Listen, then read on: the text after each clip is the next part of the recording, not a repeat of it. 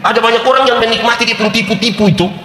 Kita ini karena terlalu banyak menipu, maka satu saat ketika kita bicara jujur, orang lain heran dengan kita. Kekristenan itu punya tantangan yang serius di zaman ini. Perubahan satu belum kita siapkan hati kita untuk itu, hidup untuk itu, perubahan berikutnya sudah datang. Kalau nilai itu tidak kita pakai dengan kuat, kita hanya punya aktivitas ibadah.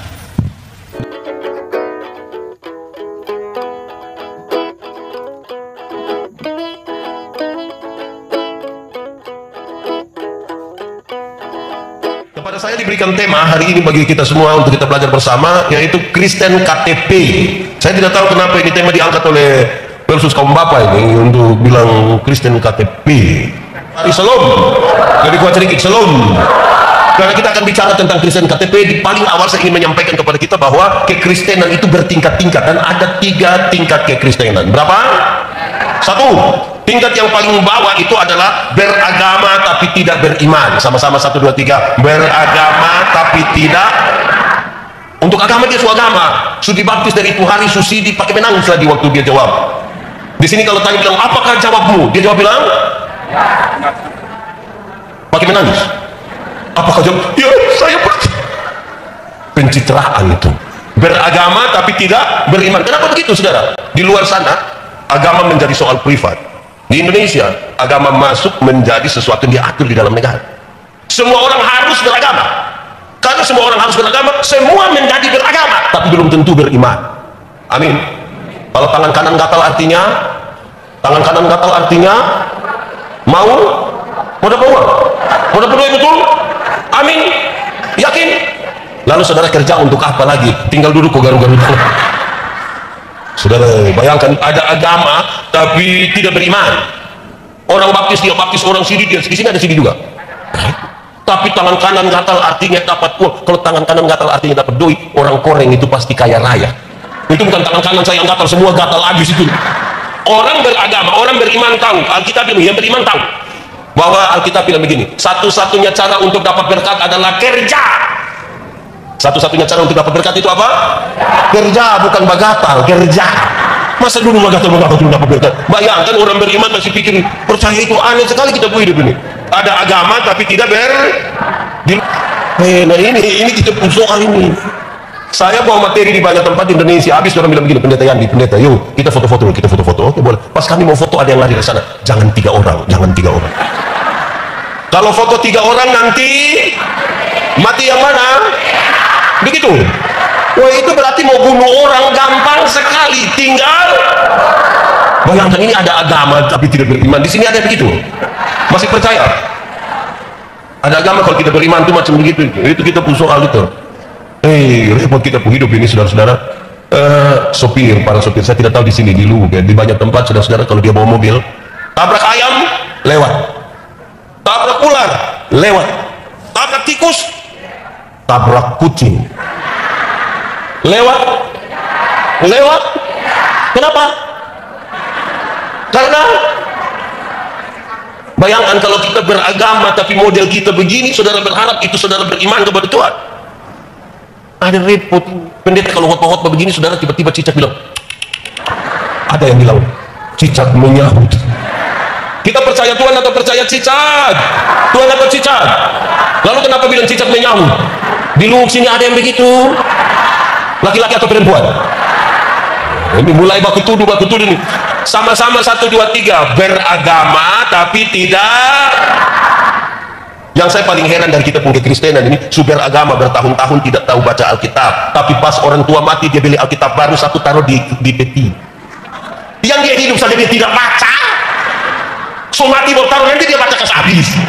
Amen. Di sini ada yang begitu, beli Alkitab langsung taruh di situ ada.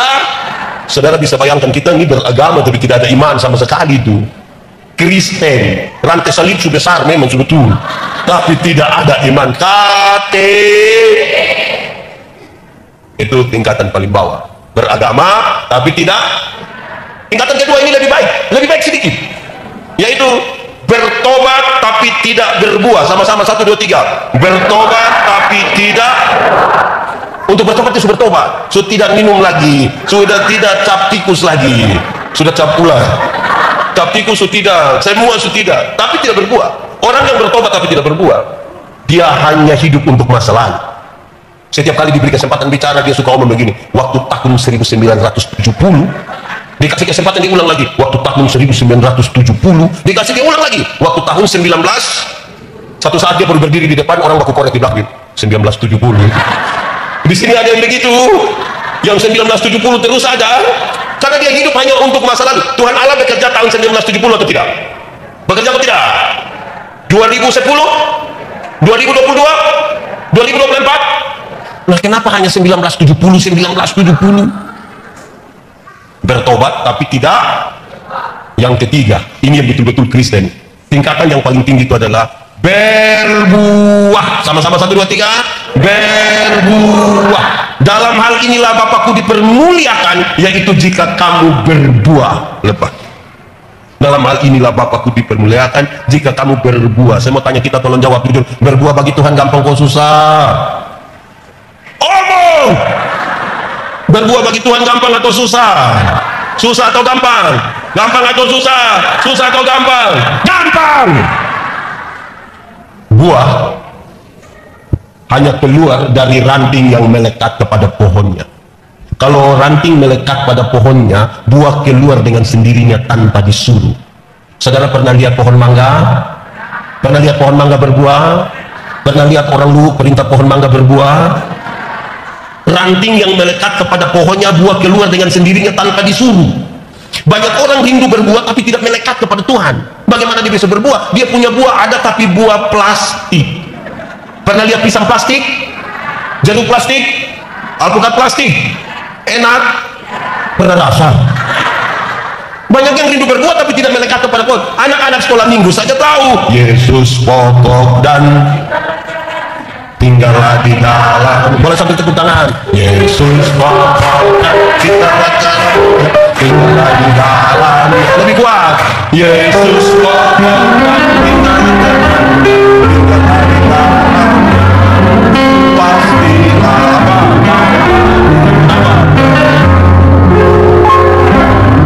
Kekristenan yang tidak KTP itu berbuah. Kira-kira begitu. Dan ini menjadi sesuatu yang serius bagi kita, saudara-saudara.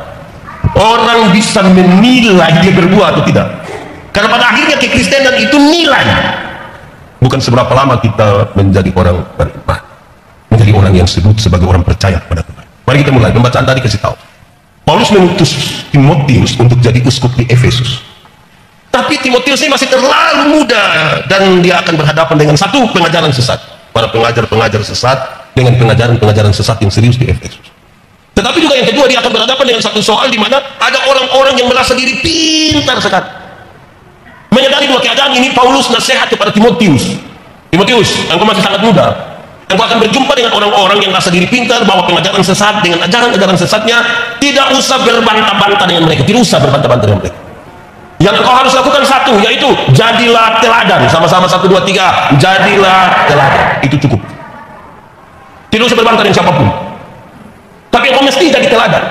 Kalau anda dikenal dunia sebagai milik Kristus, Kristus mesti kelihatan di dalam hidupmu, supaya ketika orang melihat engkau, orang memuliakan Tuhan Allah.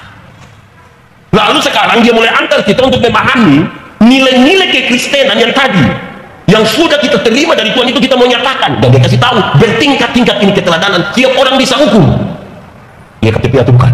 Satu, engkau mesti jadi teladan dalam perkataanmu. Sama-sama 1, 2, 3. Engkau mesti jadi teladan dalam perkataan. Orang Kristen itu waktu mengucapkan kalimat-kalimat yang keluar dari mulutnya itu terukur, melewati proses berpikir, melewati proses beriman, baru berbicara. Tuhan Allah menciptakan manusia itu ada 2 mata, berapa telinga, berapa mulut. Ulang, berapa mata, berapa telinga, berapa mulut. Kepentingannya banyak. Salah satunya adalah lihat 2 kali, dengar 2 kali, omong berapa kali. Lihat 2 kali, dengar 2 kali, bicara berapa kali. Lihat ulang-ulang, dengar ulang-ulang, bicara 1 kali. Karena ada banyak orang Kristen tidak ada mata, tidak ada telinga, tapi dia penuh 7. Tidak tahu apa-apa, bicara macam tahu-tahu. Itu yang dia terima berita satu langsung teruskan saja, padahal tidak benar juga teruskan. Di Lubuk ada, di Immanuel ada, dia majelis atau jemaah. Kata-kata orang Kristen masih terukur melalui proses berpikir yang benar. Kadang-kadang orang tidak pakai berpikir, bicara. Satu saat saudara-saudara ada dokter satu, dia mau operasi satu orang karena ada bermasalah sedikit di saraf di depan. Yang menarik karena suka keluar, dia punya otak, ini orang masih bicara-bicara. Dokter pikiran, dokter telepon, dia pakai keluarga di kampung. Oh ini bagaimana ini? Kenapa? Ini orang kita suka keluar di foto, dia masih bicara. Keluarga ini, dokter, lanjutkan saja. Kenapa? Itu orang sudah biasa bicara, tidak pakai otak. Jadi ngomong, lanjutkan saja, dia sudah biasa begitu. Tidak tahu apa-apa, tapi bicara kan macam di luar sini ada. Ada juga yang begitu. Dia ada di sini. Coba tunjuk dia. Itu kan masalah. Kalau tidak tahu, tidak usah. Sama-sama 1, 2, 3. Kalau tidak tahu, tidak usah. Ini sudah tidak tahu lagi. Aduh. Karena itu, supaya bisa terukur kekristenan yang ada dalam hidup kita, satu, mulut orang Kristen tidak boleh tipu. Sama-sama, mulut orang Kristen tidak boleh. Saya mau tanya kita dong, tipu itu boleh atau tidak? Tipu boleh atau tidak? Kalau untuk kebaikan kita tipu boleh? Tipu boleh atau tidak? Tidak kok boleh? Boleh kok tidak? Kalau untuk kebaikan kita tipu boleh? Tidak boleh. Tidak ada tipu untuk kebaikan. Tipu itu tipu. Satu tipu melahirkan tipu baru. Bapak, kenapa tidak ke gereja? Perasaan dengan pendeta, tanya, dia bilang, saya sakit pendeta, saya sakit. Ini tipu ini. Ketemu dia punya istri, terus kita bilang, ibu, bilang bapak ada sakit. Dan ibu tidak tahu, ibu bilang, tidak ada itu dia di rumah itu, tidak. Kita ketemu dia, kita bilang, bapak, ibu bilang bapak tidak sakit. Terus saya bilang, sebenarnya saya sakit tapi belum kasih tahu ibu. Satu tipu melahirkan tipu baru. Alkitab mencatat, bapak dari segala penipu ialah iblis. Dan pada waktu kita tipu, kita pe bapak punya nama. Di sini ada bapak-bapak nama iblis. Saya punya kisah satu yang saudara sudah tahu, terjadi kisah ulang. Ada satu anak kecil umur 1,5 tahun, laki-laki, baru belajar bicara. Terus dia punya bapak kan kepala desa. Ini anak setiap kali dia mau kencing, dia minta tolong dia punya papa yang kasih kencing. Tapi dia punya papa pikir begini, saya pejabat bagus-bagus, baru anak kecil suruh saya kasih kencing. Dia ajar ini anak, nah kalau engkau mau kencing, kasih tahu, bilang adik mau menyanyi. Itu jurus berhasil. Setiap kali ini anak mau kencing, dia datang, dia bilang, papa, ada mau menyanyi. Dia punya bapak sengaja putar-putar keluar kasih kencing, itu anak selesai. Satu waktu papa mama berangkat ke Jakarta, titip ini anak, dia punya om. Tengah malam ini anak mau kencing, dia kasih bangun, dia punya om, yo, ada mau menyanyi. Dia punya om karena tidak tahu, dia punya, jangan datang, ini sudah tengah malam. Ini anak tidak bisa bilang, yuk, ada mau menyanyi. Dia pun bilang, tidur sudah, nanti orang di sebelah mana itu tidur. Ini anak sudah tidak bisa, dia bilang, om, ada sudah tidak bisa. Ada harus menyanyi sudah. Ini om sudah kasihan, dia bilang, nah, kalau begitu ada menyanyi pelan-pelan di om punya telinga. Ini anak bangun, dia kencing, dia punya om pun telinga. Saya mau tanya saudara, siapa yang salah? Om atau bapak? Bapak atau om? Om atau bapak? Bapak atau om? Kenapa bapak salah? Makanya kalau benar katakan, salah katakan, ya katakan, tidak katakan, menyanyi katakan, kencing katakan. Kalau engkau rubah sedikit, kan kasihan itu om itu. Hanya karena tipu sedikit. Pendeta, kami di Luhuk ini kami tidak tipu. Kami hanya suka pakai dua kata, yaitu sebenarnya dan tapi. Kenapa tidak pergi ke gereja? Sebenarnya saya pergi. Tapi, kalau tapi itu dia tidak pergi. Kenapa tidak terima untuk pelayanan kaum bapak? Sebenarnya saya terima. Tapi, harus tapi. Jadi kalau sebentar saudara pulang dari sini, ketemu jemaat yang mestinya datang, tapi dia tidak datang, terus dia bilang, kenapa tidak ikut ibadah tadi di sana? Terus dia bilang, sudah. Saya sudah kau maksud, dan nanti tapinya juga ada di situ. Tipu. Ada banyak orang yang menikmati itu tipu-tipu itu. Kita ini karena terlalu banyak menipu, maka satu saat ketika kita bicara jujur, orang lain heran dengan kita. Oh, yang betul. Karena terlalu banyak tipu. Lebih parah lagi saudara-saudara, kita lebih banyak mendengar dan meresponi berita yang tidak benar, berita yang tidak baik. Contohnya saya kasih contoh. Ini ada bos satu mau berangkat, dia punya supir antar ke bandara. Sampai sana, terus pas bos turun, bos bilang, kau pulang kau perhatikan baik-baikin mobil dulu lah, kasih bersih-bersih lah, bagus-bagus, terus nanti kalau pulang saya telepon kau jemput ya. Iya, saya jalan sudah. Pas bos mau jalan, ini sopir bilang, bos, saya mau bisa bicara sedikit. Oh iya, kenapa? Bos, saya punya perasaan tidak enak. Bos, apa kau ngomong apa? Tidak, saya punya perasaan tidak enak. Bos pikiran dan tidak mau terbang lagi, hanya karena supir bilang perasaan tidak. Kalau saudara keluar dari sini terus saya bilang, wih, kena tabrak di situ, sembarang saudara ini.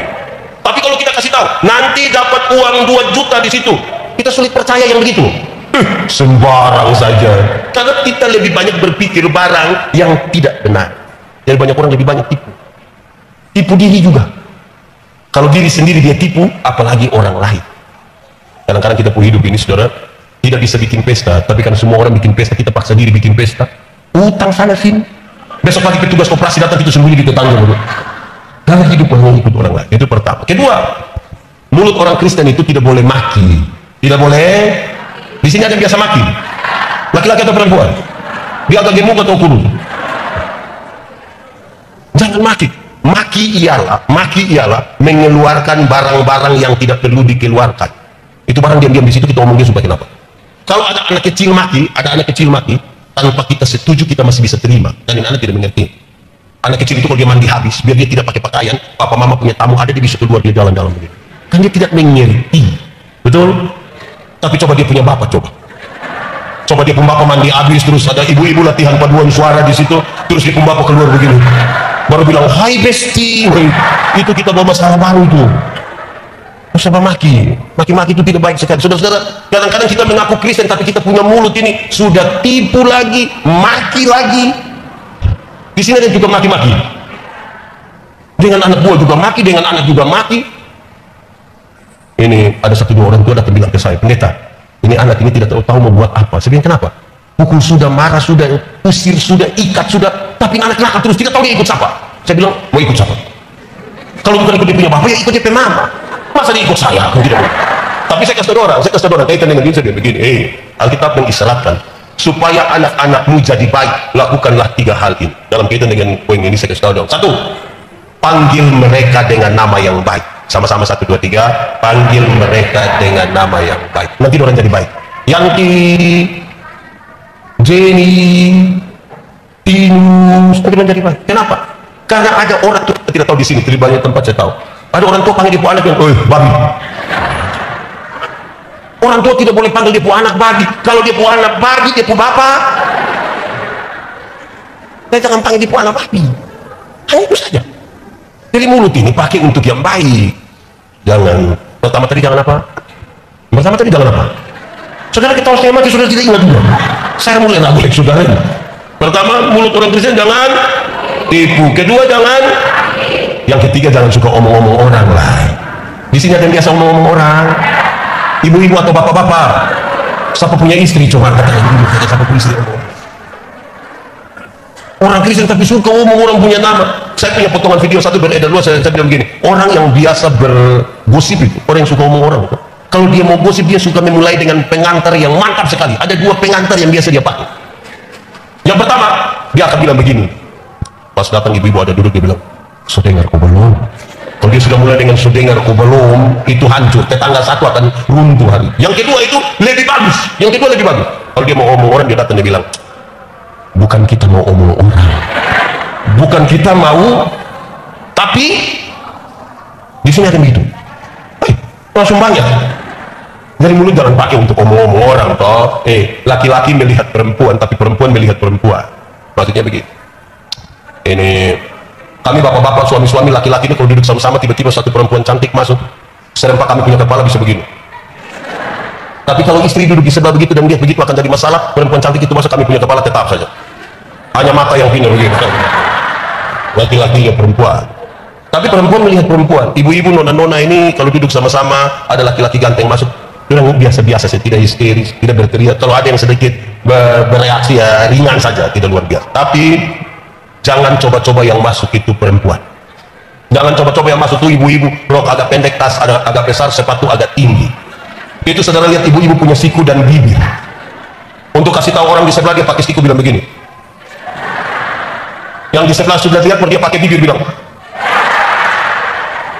Kadang-kadang 3, 1, 2. Ada juga di sini. Di Manuel ada. Itu ibu ada di sini. Coba lihat dia coba. Saudara, mengaku Kristen ini tapi kita pun tinggal lagi. Saudara, kekristenan itu nilai yang membentuk kita satu persatu. Bicara itu seperti apa? Itu satu. Mulut orang Kristen tidak boleh membuli, tidak boleh membuli. Ini khusus anak-anak muda. Kami ada anak muda itu terlalu suka membuli karena mungkin sudah akrab dan biasa. Membuli itu menjadi barang biasa. Kalau teman kulit hitam, dia datang, dia bilang, "Salam." Dia bilang, suara ada tapi orang di mana? Tapi karena sudah terbiasa, kita rasa itu biasa. Kadang-kadang kalau mereka mau kasih tahu orang gemuk, saya gemuk kok? Tidak, ibu tidak gemuk, ibu tidak gemuk. Ibu ini hanya dari jauh saja sudah kelihatan. Apa nih pembeda antara gemuk yang dari jauh sudah kelihatan? Tapi kita menikmati itu seperti tidak ada masalah, seperti tidak ada masalah. Ada orang tertentu yang karena dia punya anak rambut agak keriting sedikit, dia pun cara panggil ini mengerikan. Keriting. Jadi ini anak hidup dalam aduh. Ini mulut orang Kristen. Saudara berharap dia mau seperti apa itu mulut? Mulut yang sama bisa mengucapkan kata-kata berkat, tapi mulut yang sama bisa juga memaki, menipu, silakan pakai kalimat-kalimat, tapi kalimat-kalimat harus punya nilai yang membuat kita bicara orang tahu itu ada orang Kristen di situ, ada Tuhan di situ. Saya baca satu tulisan di satu mikrolet ikut, saya pikir ini orang ini kreativitasnya mantap, tapi bermasalah. Itu samping pintu itu tertulis begini, kalau mau umur panjang pura-puralah tuli. Jadi saya bayangkan mungkin supaya kalau orang ngomong ya kita tidak bisa dengar lah, saya bayangkan begitu. Ternyata bukan itu yang dia maksud. Yang dia maksud dia lanjut, kalau mau umur panjang pura-puralah tuli, supaya kalau Tuhan panggil engkau tidak dengar, engkau jangan terus. Ini kreativitas makam puji ibu namanya. Saya bilang orang begitu itu Tuhan tidak panggil, kemungkinan besar dia pergi sendiri nanti.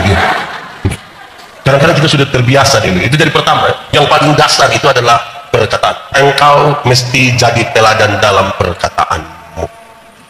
Kedua, kata-kata sudah bagus, dia kasih naik lagi. Engkau mesti jadi teladan dalam tingkah lakumu. Sama-sama, jadi teladan dalam tingkah laku. Itu serius sekali. Kenapa? Batu uji dari kata-kata adalah tindakan. 100 orang bisa berkata-kata yang bagus, waktu kita uji dengan tindakan tetap 100 atau turun? Turun. Karena banyak orang bisa berkata-kata dengan baik tapi tidak bisa melakukan apa yang dia berkatakan. Kami diskusi saudara-saudara tentang ilmu homiletika, ilmu berkhotbah. Orang tanya saya, pendeta, khotbah yang baik itu yang bagaimana? Saya bilang, kau punya maksud? Khotbah yang baik itu tulis atau tidak tulis, berapi-api atau berair-air? Saya bilang khotbah yang baik bukan soal tulis atau tidak tulis, bukan soal berapi-api atau berair-air. Khotbah yang baik ialah bicara apa buat itu titik. Jangan omong lain buat. Ada orang yang bukan sekedar omong lain buat lain, ada yang malah pikir lain, omong lain buat lain, hasilnya kelainan. Jadi kalau saudara ketemu orang kelainan itu kan tidak sinkron semua antara yang dia pikirkan, yang dia ucapkan, dan yang dia lakukan. Berkata-kata itu gampang. Saudara bisa berkhotbah tentang kasih. Ada orang yang dia bilang, hendaklah engkau hidup saling mengasihi, tapi dia punya istri, punya mata bengkak terus. Kan dia pukul-pukul, tiap di sini ada suami biasa pukul istri. Saya balik ke pertanyaan saja kalau begitu. Ibu-ibu yang biasa kena pukul dari suami, coba angkat tangan. Jangan. Berani angkat tangan pulang kena pukul ulang. Jadi kata-kata itu tindak lanjutnya adalah tindakan. Saudara, belajar itu, mari kita hafal sama-sama. Belajar ialah. Belajar ialah. Ikut. Perubahan tingkah laku dari tidak tahu menjadi tahu, dari tidak bisa menjadi bisa. Ulang, belajar ialah perubahan tingkah laku dari tidak tahu menjadi tahu, dari tidak bisa menjadi bisa. Belajar itu punya 4 tingkatan supaya kita bisa ukur kita pun tindakan betul ketik. 1, belajar untuk tahu. Sama-sama 1, 2, 3. Belajar. Orang yang belajar untuk tahu, dia tahu banyak sekali ilmu, dia tahu sumber belajarnya jelas dari guru-guru, dari diskusi, dari buku, dari Google. Dia tahu banyak sekali informasi. Tapi teori ini mengatakan belajar untuk tahu itu tingkatan paling bawah. Saudara dapat nilai 10 di sekolah, 100 di sekolah, itu tingkatan paling bawah kalau belajar hanya untuk tahu. Naik sedikit. Kalau orang sudah belajar untuk tahu, dikasih naik sedikit. Belajar untuk tahu dan melakukan. Banyak orang sudah tahu, tapi belum tentu bisa melakukan. Ada yang sarjana pertanian, tapi tidak tahu tanam tomat. Tapi teorinya dia tahu kan? Ada yang sarjana peternakan, tapi tidak bisa kasih kawin babi. Sarjana olahraga, tapi kalau kita bilang, coba kau salto, sudah tahu belum tentu bisa lakukan. 3, lebih tinggi. Belajar untuk tahu, untuk bisa melakukan, dan bisa hidup dengan orang lain. Ada banyak orang ketika dia sudah bisa, tidak mau hidup dengan orang lain. Bikin diri inti, dia pikir dia paling hebat sudah di itu jemaah. bikin eksklusif sekali di pendiri, dia hanya akan bergaul dengan orang-orang yang bisa dia urus, dia atur-atur, atau dengan orang yang sejenis dengan dia. Repot itu. Yang paling tinggi dari belajar itu adalah belajar untuk tahu, untuk bisa melakukan, untuk bisa hidup dengan orang lain, tetapi tetap menjadi diri sendiri. Itu yang repot. Banyak orang ketika dia sudah bisa bergaul dengan orang lain, dia lupa dia pendiri. Hari-hari ini kita punya anak muda kalau itu, mereka merasa kalau makin ke Korea itu makin hebat. Pak Pendeta, saya sudah ke Korea. Iya. Sepertinya kalau menjadi orang lain itu baru hebat, tanpa diri. Tuhan itu kalau cipta kita kan dia tidak tanya. Tuhan mau cipta saya, dia tidak tanya, Yandi, engkau mau Timur atau Eropa? Dia tidak tanya, langsung tanya. Atau di sini Tuhan tanya, bilang ada yang mau Manado, ada kan tidak. Jadi berjumpalah dengan orang, tetap menjadi diri sendiri. Itu belajar untuk tahu sekaligus melakukan itu. Saudara-saudara, butuh nilai yang lebih. Kenapa? Melakukan itu bisa dilakukan dengan dua hal. Satu, ada orang melakukan karena kewajiban, ada orang yang melakukan karena tanggung jawab. Kewajiban dan tanggung jawab itu dua hal yang berbeda. Orang Kristen harus berdiri pada tanggung jawab, bukan kewajiban. Contoh, yang melakukan hanya sekedar kewajiban, dia hanya bikin pokoknya yang penting, pokoknya yang penting. Dia ikut ibadah karena kewajiban, pokoknya saya sudah pergi, pokoknya saya sudah terima, pokoknya itu kewajiban. Tanggung jawab kelasnya lebih tinggi dari kewajiban. Saya ketemu satu koster di Pulau Sabu, itu pulau bagian selatan di NTT, namanya Amaju. Dia punya satu istri dan 5 orang anak. Di hadapan istri dan 5 orang anaknya, saya tanya dia, Ama, iris tuak itu susah atau tidak? Tuak itu apa ya? Pohon lontar itu, apa sabu ya? Saya bilang, iris tuak itu susah atau tidak? Dia bilang, susah apa? Coba engkau jelaskan dia punya susah di mana. Dia bilang, Pendeta, kita naik pohon itu jam 2 pagi, kita turun jam 7 pagi. Karena pohon banyak, tidak bisa kita naik dari satu pohon turun kembali dari pohon baru pindah ke pohon sebelah, buang waktu, buang tenaga. Jadi kami langsung sambung dia punya daun supaya tinggal langkah ke sebelah, risiko jatuh. Dia punya pisau terlalu tajam, kadang-kadang melukai kami punya jari, mayangnya terlalu keras. Terus saya tanya dia, Ama, iris tuak susah begitu, siapa suruh Ama mau iris tuak? Dia lihat kepada dia punya istri dan 5 orang anak, dia bilang, dia hanya bilang begitu. Terus dia tambahkan kalimat ini, nanti dorang makan apa, Pendeta? Nanti dorang makan apa? Kalimat itu membuat saya mengerti. Dia naik pohon tuak jam 2 pagi, turun jam 7 pagi, resiko jatuh atau terluka, dia melakukan itu bukan sekedar kewajiban, tapi apa? Tanggung. Dia melakukan itu karena tanggung jawab. Saudara mungkin tidak suka pakai baju putih. Hari ini kasih tahu, semua kaum bapak dan pelayan pakai baju putih. Waktu saudara pakai baju putih bukan karena selera, tapi apa? Tanggung jawab. Bergereja itu tanggung jawab, bukan selera. Banyak orang datang gereja ikut selera, makanya dia suka pilih-pilih pendeta. Kalau ada 2 pendeta di satu tempat, ini jemaat sekarang punya pilih-pilih pendeta, mengerikan. Jangan pergi kalau di satu khotbah, setan. Pernah dengar itu kalimat? Saudara tertawa, saya yakin pasti betul ini di sini ada. Karena dia pergi dengan selera. Bergereja itu tanggung jawab, bukan selera. Orang bilang kepada saya, Pendeta Yandi, anak muda sekarang kalau kita tidak pakai yang seperti anak muda, dorang kasih tinggal gereja. Mau jawab belum punya selera? Menyembah Tuhan dalam roh dan kebenaran itu bukan selera. Kalimat kuncinya, kata kuncinya, menyembah Tuhan dalam satu roh. Lawan dari roh adalah kedagingan. Jangan datang menyembah Tuhan dalam kedagingan. Yang mau hanya enak-enak di sini, hanya enak-enak mau itu kedagingan. Menyembah Tuhan dalam roh, kebenaran. Lawan dari kebenaran itu adalah kemunafikan.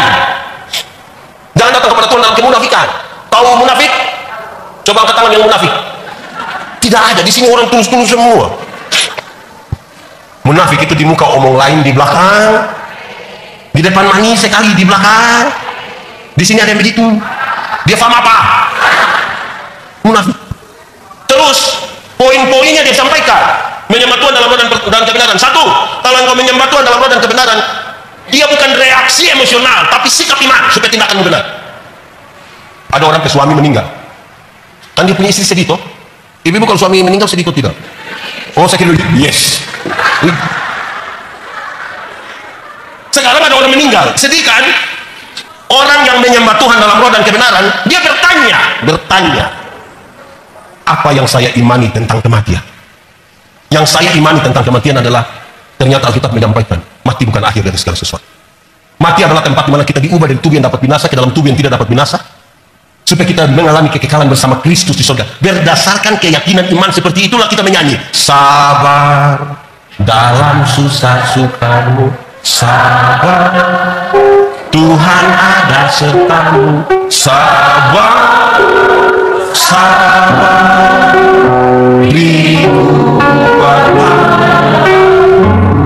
itu sikap iman, sabar berhadapan dengan realitas. Saya mau tanya, saudara punya masalah? Tidak usah omong. Saya lihat yang ini muka masalah. Masalah ialah kesenjangan antara harapan dan kenyataan. Maka harusnya ketika berjumpa dengan masalah, orang bertanya, apa yang saya imani?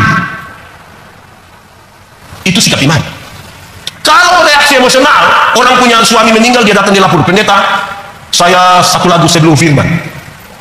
Terus dia mulai menyanyi, di dalam doamu kau sebut namaku. Orang langsung bilang, di dalam hadiratmu.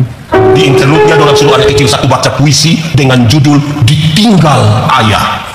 Sedih kok tidak? Orang menangis kok tidak? Lalu saudara bilang itu roh bekerja. Kalau saudara hanya mau menangis, cukup nonton film Korea. Menyembah Tuhan dalam tindakan yang benar itu adalah sikap iman. Sikap iman. Apa yang saya imani? Berjumpa dengan masalah. Kenapa kaum bapak ini pemalas gereja? Karena orang pikir kalau orang sudah pergi ke urus ini beda rumah itu cukup. Pak pendeta, kami itu ibadat tidak terlalu apa, tapi kalau bilang mau gerakan, siap gerakan. Di sini juga bapak-bapak begitu. Saya kira tidak ada bapak-bapak di sini. Ini ibadah malam hari ini kan lebih banyak mama-mama, toh? Betul? Ini mama janda semua. Tindakan. Batu uji dari kata-kata itu tindakan. Kedua, menyembah Tuhan dalam roh dan kebenaran. Menyembah Tuhan dalam roh dan kebenaran. Kepuasan manusia tidak boleh lebih tinggi dari kemuliaan Allah. Tidak boleh. Saya khotbah habis, saudara puas atau tidak puas tidak penting. Tidak penting. Tahun depan saudara tidak undang saya, tidak penting. Yang paling penting adalah kemuliaan Allah dinyatakan. Pendeta mesti berkhotbah begitu rupa supaya saudara mengerti. Saudara mau berubah, tidak penting bagi kami. Karena yang berubah, yang bisa merubah bukan pendeta. Siapa merubah? Tuhan merubah. Sebentar sahabat Pak Abi saya datang tanya, pendeta, saya tidak setuju dengan pendeta. Oke, tapi Anda mengerti? Ya, cukup. Yang penting Anda mengerti. Karena saya tidak punya kemampuan merubah. Kalau manusia paksa merubah seseorang, munafik. Istri bilang dia punya suami, Papa tidak boleh merokok. Dia punya suami tidak merokok di rumah. Waktu dia keluar gas atau rem, tahu juga. Terus dia pulang tinggal 200 meter, dia berhenti dia. Terus dia cuci tangan cepat-cepat, kumur-kumur cuci muka. Istri tanya, Papa kenapa sampai begitu? Mama, virus sekarang, munafik. Dari kekristenan itu tindakan. Tindakan. Bukan kata-kata. Tindakan. Amin kok? Ketiga, menyembah Tuhan dalam roh dan kebenaran. Tuhan menjadi satu-satunya pusat. Bukan pengkhotbah, bukan pemain musik, bukan yang WL di sini, bukan ornamen apapun yang ada di sini. Tuhan menjadi pusat. Kalau saudara geser sedikit, Tuhan bukan lagi pusat, saudara tidak menyembahnya dalam roh dan kebenaran. Tuhan menjadi pusat. Hal itu serius. Kenapa? Karena zaman kita berubah. Kekristenan itu punya tantangan yang serius di zaman ini. Perubahan satu belum kita siapkan hati kita untuk itu, hidup untuk itu. Perubahan berikutnya sudah datang. Kalau nilai itu tidak kita pakai dengan kuat, kita hanya punya aktivitas ibadah. Dan saudara tahu, banyak orang tidak mampu untuk menghubungkan antara hari Minggu dan hari Senin. Di hari Minggu ibadah sampai terguling-guling di situ, menangis. Hari Senin gila. Sampai Sabtu dia gila, Minggu dia datang ulang lagi, terguling lagi di situ. Tidak ada hubungan antara hari Minggu dan hari gila. Karena pada akhirnya kekristenan itu tindakan, bukan kata-kata. Ada satu orang punya istri meninggal, rumah terbakar. Sebagai pendeta saya datang, saya bilang, berbahagialah orang yang berduka cita karena dia akan dihibur. Ini orang bilang, iya Pak omong begitu karena Pak belum merasa. Begitu bukan kata-kata, tindakan. Amin Pak? Itu Kita ini habis, hilang lenyap dalam dunia kata-kata. Padahal, dengar, daftar makanan tidak dapat mengenyangkan lapar. Siapa di antara kita yang ketika dia lapar, dia masuk satu rumah makan, tulis bilang, nasi ayam. Terus dia bilang, puji Tuhan saya kenyang saja.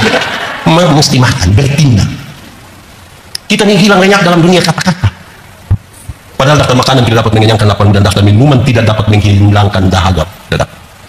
Tindak. Kita ikut hari Minggu, gereja, bicara tentang kasih. Mantap. Tapi dia punya kios dengan toko ini, harga punya mahal, mengerikan. Padahal di sini bilang haleluya, harga halilintar. Lalu saudara bicara kasih, tidak bisa bagi. Pada akhirnya kekristenan yang sejati itu nilai. Kita punya tradisi doa makan ini, tidak tahu siapa yang ajar. Tapi ini tradisi doa makan ini mengarah pada 3 kalimat. Siapapun yang doa makan, dia pun kalimat pertama dia begini. Pertama, Tuhan terima kasih untuk berkat ini. Terima kasih. Kedua dia bilang begini, Tuhan berkatilah mereka yang telah menyiapkannya bagi kami. Mantap. Ketiga yang dipersoal. Ketiga dia bilang begini, Tuhan berkatilah orang-orang yang susah makan di mana-mana. Pak Pendeta, berdoa kasih orang susah makan juga bermasalah. Iya, di mana dia punya masalah? Dengar baik-baik supaya tidak ada penyesalan. Kita berhadapan dengan makanan satu meja besar, terus kita berdoa, Tuhan Yesus, tolong urus orang susah dorang karena saya mau makan kasih habis ini semua. Mestinya setiap kali tambah nasi itu doa baru. Di piring pertama berdoa, Tuhan terima kasih. Masuk di piring kedua, lihat lama-lama itu nasi, terus bilang, Tuhan sebenarnya ini orang susah punya, tapi saya ambil untuk saya makan. Ini so tambah 3 kali, pulang masih bungkus lagi, tapi suruh Tuhan urus orang susah. Tidak sinkron antara kata-kata doa dengan tindakan. Nanti jam 2, jam 3 sore orang ada tidur enak-enak, kita ada pakai jaket training lari keliling satu luwu gini, tidak akan turun itu badan. Sampai kita sadar bahwa di setiap berkat yang Tuhan kasih, ada orang lain punya di situ. Jadi kita berdoa, Tuhan tolong berkati itu orang susah dorang, tapi pakai saya sebagai saluran berkat atas mereka. Amin. Supaya ada hubungan antara yang kita doakan dan kita lakukan. Ini tiap hari dia hanya doa. Kadang-kadang kami punya menara doa satu yang 2 tahun kemudian kami tutup. Kenapa? Berdoa untuk satu kota, untuk orang miskin, untuk semua. Terus saya tanya orang yang berdoa, saya tanya orang, kita sudah kasih orang miskin, sekarang saya mau tanya, siapa punya beras, siapa punya uang, siapa punya pakaian, siapa punya tenaga yang kita mau kasih itu orang miskin? Kita hanya habis di doa. Firman Tuhan bilang, Tuhan inilah aku, utuslah aku. Tidak ada firman Tuhan, inilah aku, tolong utus dia. Kan supaya antara kata-kata dengan tindakan kelihatan. Kita habis pada kata-kata. Saudara-saudara, nanti tindakan kita akan memberi kesan. Nanti saudara mati juga akan memberi kesan dan tindakan. Pendeta yang mana? Yang itu kepala botak itu. Lalu dia khotbah kita tertawa. Kesan kan? Ada orang yang disiplin sekali, dia meninggal, kita bilang itu yang disiplin sekali itu orang itu. Orang rapi ini itu orang terlalu rapi, pendeta itu orang terlalu rapi. Nah bayangkan kalau saudara sepanjang hidup suka bungkus makanan, terus saudara mati, orang bilang apa? Coba orang bilang apa? Orang bertanya bilang, ibu yang mana? Ibu yang mana? Itu yang biasa ini apa? Yang biasa? Oh di sini ada juga yang biasa bungkus. Pada akhirnya tindakan kita memberi kesan. Itu yang orang ingat kita. Orang tanya saya, di sini ada bungkus juga. Dan memang sudah terlalu kita berhidup ini. Orang tanya saya, Pendeta Yandi, Tuhan Yesus bikin mujizat bagaimana? Sampai hanya 5 roti dan 2 ikan, tapi 5.000 orang bisa makan. Lebih lagi 12 bakul. Saya bilang, iya, karena waktu itu tidak ada yang membungkus.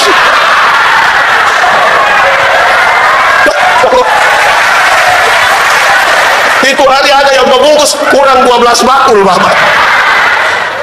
Kita ini repot juga kita. Jadi tindakan, batu uji dari kata-kata itu tindakan.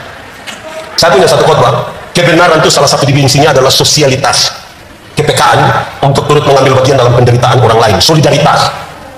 Saya bilang kadang-kadang solidaritas orang Kristen ini bermasalah di titik nol. Di sini ada swalayan toh, ada swalayan toh. Ada yang pernah tawar barang di swalayan? Ada? Berani kita pergi, ada teman yang tawar di swalayan, kok bikin malu-malu saja. Pemilik swalayan itu orang kaya atau orang miskin? Beli di orang kaya kita tidak pernah tawar. 99.900 kita angkat 100.000 kasih, orang kasih kembali permen 1, kita bilang kau dapat saja, jangan ukur saya dengan kota. Tapi kalau bangun pagi-pagi ada nenek-nenek jual sayur lewat begini, Itu nenek susah sekali, mungkin bulan jual sayur dia sudah mati. Itu tawar atau tidak? Itu tawar mengerikan. Nenek, sayur berapa? Ini nenek susah nangis. Itu nenek bilang 3.000 ibu. Dia sengaja kaget, 3.000 bisa 9.000. Kadang-kadang tambah satu kalimat di belakang, bisa 9.000 kan nenek orang tanam sendiri juga. Itu kalau saya jual, saya bilang ibu bawa gratis saja, bawa saja. Tawar sayur 3.000 dari 9.000, padahal turun dari Innova. Di tangan kanan ada iPhone terbaru, di tangan kiri ada Samsung terbaru, masih ada Nokia lagi di dalam tas. Rantai salib berat mungkin 2 kg. Tawar sayur 3.000 dari 9.000 itu terlalu durhaka itu. Jemaat, mulai besok tawar sayur kebalik dari itu. Dari kalau bangun pagi, lihat ada nenek jual sayur, tanya, nenek sayur berapa? Terus itu nenek bilang 3.000 bu. Bilang, nenek maaf, boleh 1 3.000? Kalau bisa tawar sayur 3.000 dari 1 3.000, hanya 3 kemungkinan. Kemungkinan pertama itu orang punya solidaritas sosial yang kuat sekali, pantas ditiru, pantas diberi pujian. Tapi yang kedua mungkin makan puji dia. Atau mungkin yang ketiga gila mungkin dia juga. Kita menentukan supaya sinkron antara kita punya kata-kata dengan kita punya tindakan. Kadang-kadang kata-kata lain, tindakan lain. Coba, ini kan ada banyak orang tua di sini. Kalau kita punya anak atau yang bekerja di rumah, dia ngomong lain, buat lain. Saudara mau? Kekristenan yang sejati itu apa yang dikatakan itu dipertanggungjawabkan dalam tindakan. Kok kira kita KTP juga, Pak? Kedua, pertama teladan dalam, dua teladan dalam, dia kasih naik lagi yang ketiga level. Engkau mesti jadi teladan dalam kasih. Sama-sama, teladan dalam KASIH,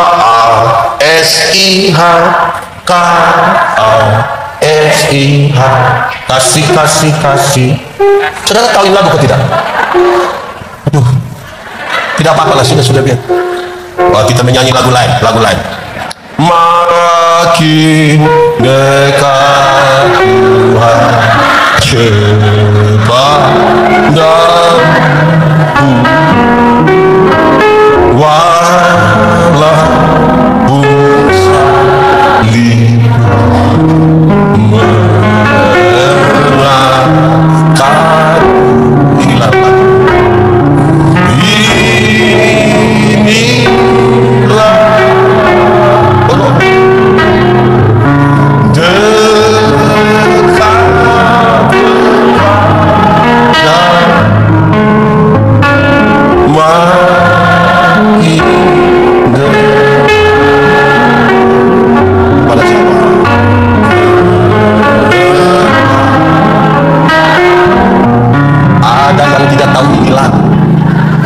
dia kita menyanyi, dia hanya bilang bukan menghayati, tidak tahu, tapi kelihatan rohani sekali tuh. Oke. Kasih, batu uji dari tindakan adalah kasih. Banyak orang bisa bertindak dengan sangat baik, tapi belum tentu memiliki kasih. Karena itu kasih itu membedakan orang percaya dengan orang tidak percaya.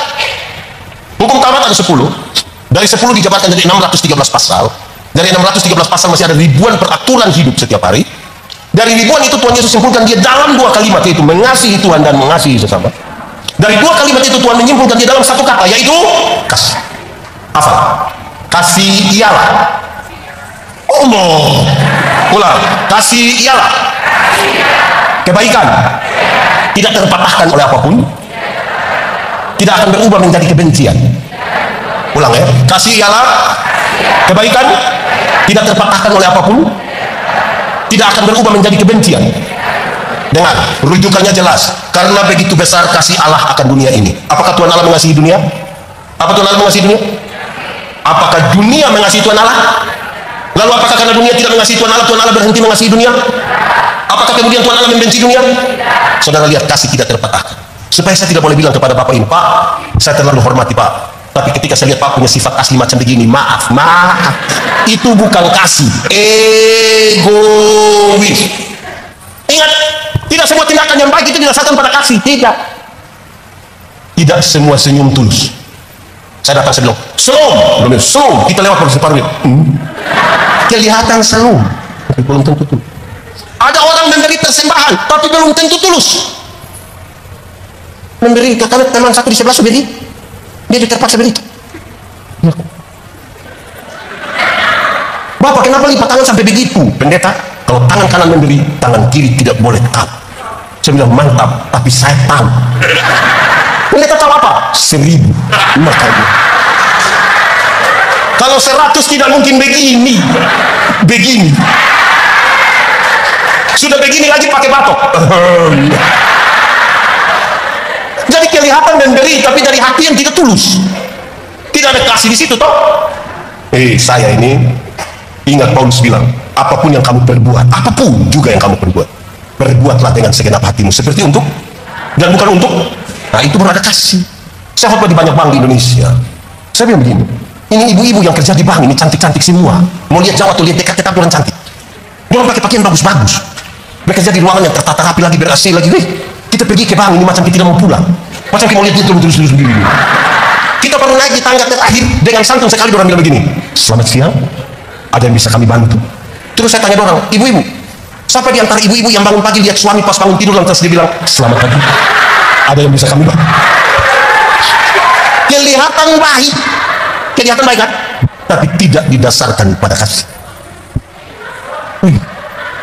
Saya mau tanya, minta maaf, Bapak Ketua, di sini gereja biasa kalau habis gereja bisa pegang tangan di muka pintu begitu kok? Saya satu pendeta yang suka protes orang pegang tangan di pintu. Tidak semua. Ada 1-2 orang yang saya tidak suka. Dalam pun cara pegang tangan itu ada 2 cara pegang tangan yang saya tidak suka. Pertama dia datang seorang saya potong saja, ini saja. Jadi lebih baik tidak usah daripada yang sudah bikin. Kita najis kah? Kedua, kadang-kadang dong pegang tangan sudah betul, tapi dong punya mata tidak lihat kita. Jadi dong, iya. Kalau tidak mau lebih baik tidak usah. Datang dia sibuk di orang lain, kita pengen dia tangan kenapa? Lakukan sesuatu itu dengan kasih. Itu yang paling membedakan kita. Mari kita lihat sekarang. Yang paling bisa mengkonfirmasi kasih untuk menjadi batu uji dari tindakan adalah ibu-ibu. Saya mau tanya ibu-ibu dong. Ibu-ibu, melahirkan itu sakit atau tidak? Terlalu sakit. Mau melahirkan normal atau abnormal tetap sakit. Iya, sesar itu abnormal kok. Waktu ibu sakit melahirkan, kami suami-suami tidak berdaya, kami tidak bisa bikin apa-apa. Kami ibu ada sakit melahirkan di dalam, kami suami hanya dari luar taruh tangan di kepala baru bilang Yesus. Tidak bisa bikin apa-apa. Sudah bilang Yesus lagi baru dia bilang tidak tahu ini anak muka ke siapa ini. Nah, kita lanjut dulu. Ibu sakit melahirkan, tolong kasih tahu ini anak-anak dong, ini anak-anak. Terus saya bilang, kamu punya jam tidur, itu orang tua punya jam bangun. Orang tua punya jam tidur, kamu punya jam bangun. Akhirnya banyak orang tua tidak tidur karena kamu. Betul atau tidak? 2:30 pagi kan masih ada orang tua yang gendong-gendong di baby begini toh. Sudah tidak tidur lagi gendong-gendong sambil dia dipaksa lagi untuk menjadi penyanyi. Makanya ibu-ibu punya lagu itu kadang-kadang tidak bisa dipertanggungjawabkan. Kalau tidak bobok digigit, padahal justru kalau anak bobok itu baru nyamuk gigit. Kalau itu anak lari-lari nyamuk mana gigit dia? Tidak. Tapi sudahlah, anak-anak, kamu lahir itu tidak bisa bicara, betul tidak? Atau siapa punya anak yang lahir langsung haleluya? Tidak. Kamu tidak bisa bicara. Orang tua ajar kamu bicara satu-satu suku kata. Ma, pa. Ketika orang sudah remaja, sudah pemuda begini, ada suka bicara dengan orang tua? Ada suka bicara dengan orang tua? Lebih banyak orang bicara dengan? Sekarang pertanyaan terakhir. Dorang lahir tidak tahu bicara, kita ajar dorang bicara, mulai remaja begini, lebih suka bicara dengan teman lewat HP. Pertanyaan terakhir, kenapa kasih makan dorang? Kenapa kasih makan dorang? Kasih tidak terpatah. Makanya biar orang tidak mau meneng kita juga kan kita kasih makan dorang. Kamu lahir itu kamu tidak tahu jalan saya tidak tahu. Atau siapa panik lahir bilang begini-begini. Karena itu yang tindakan baik harus didasarkan pada kasih. Itu baru benar. Orang tua bilang begini di kamu anak muda, anak, asal kamu mau sekolah tinggi, biar kami orang tua ikat perut, tidak apa. Orang tua kalau sambil ngomong ikat perut itu bukan berarti dorang mau pakai stadion, tapi dorang utang untuk kepentingan anak-anak. Betul atau tidak? Anak muda, kamu ada pegang handphone, utang, itu utang. Nanti tanya orang tua, utang itu. Anak muda, kamu itu motor utang. Iya, hanya untuk dia punya anak bukan? Karena kasih yang tidak terpatahkan. Dia mau, dia beli kasih kamu motor, tapi dia tidak mau dengar ada kabar celaka dari kamu, dia tidak suka dengar. Itu kasih. Saudara tahu, orang tua orang bikin rumah besar-besar, tapi sebentar tinggal sendiri.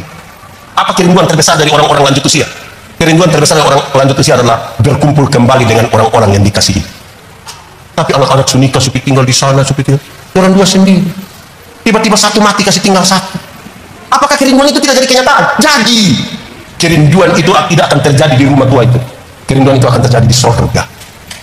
Itu pun kalau mati masuk surga. Dalam rumah Bapakku banyaklah tempat. Aku akan pergi ke sana menyiapkan tempat bagi kamu, tempat waktu aku menjemput kamu. Kerinduan berkumpul bersama-sama akan terjadi di rumah di Solo, bukan di rumah tua. Rumah tua itu akan jadi rumah sengketa. Orang tua belum mati, baru batuk sedikit. Anak mantu sampai bilang sertifikat. Itu rumah akan jadi rumah perkara. Orang tua itu kalau dia sayang depan anak, dia hanya penuh kasih, dia bilang, kawin orang baik-baik ingat kamu kakak adik jangan bertengkar berkelahi. Ingat kan itu yang ngomong kita. Kita ngomong, anak-anak, di sini sudah nenek-nenek semua. Anak-anak, coba tanya, waktu kamu masih kecil dulu, kamu pilek, orang tua pernah pakai tisu? Pakai apa? Langsung. Hanya. Waktu buang air besar, orang tua pakai alas tangan. Pakai apa? Sekarang mereka lanjut usia, mereka ada di kursi roda, dia ada di tempat tidur karena sudah lumpuh. Adakah anak kandung yang ngurus? Lahirkan anak banyak-banyak, tapi banyak tidak mau urus. Kalau ada anak satu sempat urus, dia jaga barang 3 hari, dia bilang, papa dan mama tidak ada anak lain lagi, hanya saya saja. Orang tua lahirkan kita banyak-banyak, tapi dia tidak pernah titip kita dimanapun. Tapi anak yang banyak-banyak bisa sepakat titip dia pun orang tua di panti jompo. Yang sudah titip atau rencana titip batalkan sudah, batalkan. Karena ini hari kita titip dorang, besok-besok kita punya anak titip kembali kita. Hidup ini hanya tukar sapa titip sapa. Boleh saya tanya sedikit? Kak, berapa bersaudara? 2. Anak ya? Kak, berapa bersaudara? Anak ya? Kak, berapa bersaudara? 3. Kak, 3. Tengah. Orang tua mama satu orang itu bisa melahirkan 2, 4, 3. Tapi kamu yang sudah sukses belum tentu bisa urus mama yang hanya 1 orang. Belum. Kalau tidak ada kasih. Kenapa saudara lihat saya?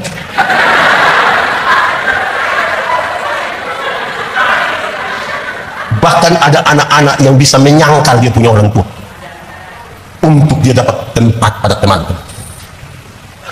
Dia bisa online berjam-jam tapi tidak pernah telepon orang tua sedikit. Kita menyanyi dong, kita menyanyi. Ini lagu dunia tapi biar kita menyanyi di ibadah tidak apa-apa. Saya pertanggungjawabkan. Sudah biar. Kasih ibu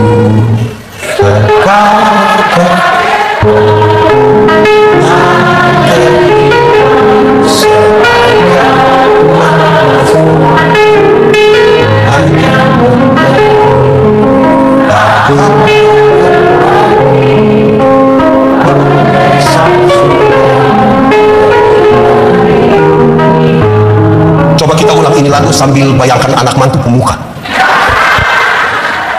Saudara tidak mau bayangkan dia pemuka, nah bayangkan mertua punya wajah tidak apa-apa. Saudara tidak mau, ada masalah dengan orang toh? Kasih kepada siapa? Nanti satu kata.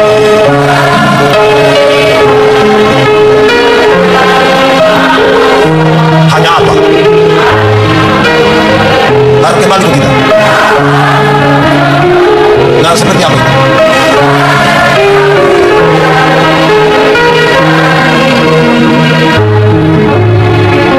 Begini baru sengaja sedih-sedih. Orang tua hidup tidak urus tapi mati baru lihat bupati masuk dia sekali melakukan sesuatu tanpa kasih, kita kehilangan garam pada sayur. Orang pekabaran Injil suka bilang begini, Allah itu maha kasih, amin. Dia karena maha kasih, dia sayang kita dan dia tidak mau kita dihukum. Amin. Tapi pada saat yang sama dia adalah Allah yang maha adil. Karena keadilannya maka setiap dosa harus dihukum. Karena upah dosa ialah, itu dosa besar atau kecil? Yang kecil tidak. Nah sekarang pertanyaannya, bagaimana dia yang penuh kasih yang tidak mau menghukum adalah Allah yang sekaligus menghukum. Orang pekabaran Injil suka pakai ini ilustrasi, saudara tahu tak bisa bicara. Yang begini, di abad ke-19 ada seorang jenderal tentara di Rusia namanya Jenderal Samil. Dia anti pemerintah dan dia bergerilya dari hutan ke hutan. Satu saat jenderal ini dapat laporan, lapor komandan, kita punya bahan makanan dicuri orang. Dia marah sekali, cari yang pencuri, tangkap, hukum di hadapan banyak orang, biar yang lain jangan coba-coba mencuri. Ingat, prajurit jangan coba-coba pulang kalau tidak bawa yang pencuri. Orang bergerak cepat, tiba-tiba orang lapor komandan, yang pencuri sudah kita tangkap, siap untuk cambuk dia di muka umum. Kalau sudah sedia semua saya dapat. Setelah semua sedia dia datang. Betapa terkejutnya Jenderal Samila karena yang mencuri itu adalah ibu kandungnya sendiri. Kalau dia hukum dia punya mama, ini anak yang baik atau tidak? Kalau dia hukum dia punya mama, anak baik atau tidak? Bagaimana ibu yang melahirkan dia hukum? Tapi kalau dia tidak hukum dia punya mama, dia pemimpin yang baik atau tidak? Tidak. Kadang orang lain dia hukum, tapi kenapa keluarganya sendiri, ibunya sendiri dia tidak hukum? Lalu apa yang dilakukan oleh Jenderal Sam? Dia buka dia punya jubah kebesaran tentara yang penuh dengan lambang-lambang. Dengan telanjang badan itu dia peluk dia punya mama kuat-kuat. Dalam pelukan terhadap dia punya mama yang sangat kuat itulah dia mengucapkan kalimat penting ini di telinga ibunya. Dia bilang begini, ibu, aku mengasihi engkau. Dalam pelukan itu dia punya mama menangis sejadi-jadinya dan dari mulutnya sendiri dia perintah dia punya algojo cambuk. Para algojo mulai maju dan mulai cambuk dia punya mama. Tapi kan dia peluk dia punya mama kuat-kuat. Tidak ada satu cambukan pun yang kena dia punya mama punya badan. Semuanya kena pada tubuh dari Jenderal Samir. Saya mau tanya, ada kasih atau tidak? Ada keadilan atau tidak? Ternyata kasih dan keadilan hanya bisa berjumpa melalui sebuah pengorbanan. Itu yang membuat Tuhan Yesus yang sayang kita tidak mau kita dihukum, tapi dia tetap harus menghukum kejahatan dosa. Dia datang atas nama kasih untuk dia yang dihukum karena. Jadi melakukan kebaikan tanpa kasih itu bukan sama-sama. Kita kehilangan. Kenapa saudara terlalu sering? Kasih. Amin kok. Kasih. Kasih. Kasih.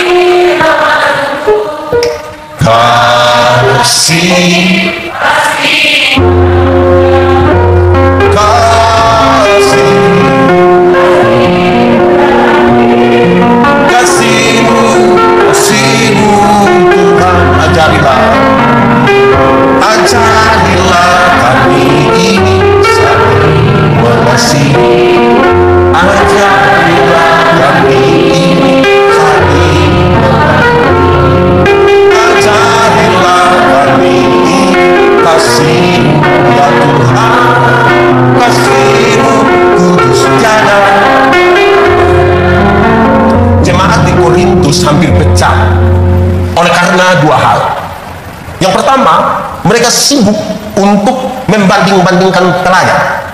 Separuh bilang pelayan yang bagus harus seperti Paulus, satu kali berkhotbah itu 2.000-3.000 orang bisa bertobat. Separuh yang tidak, pelayan yang baik harus seperti Apolos, dia berkhotbah 5-6 jam orang tidak bosan.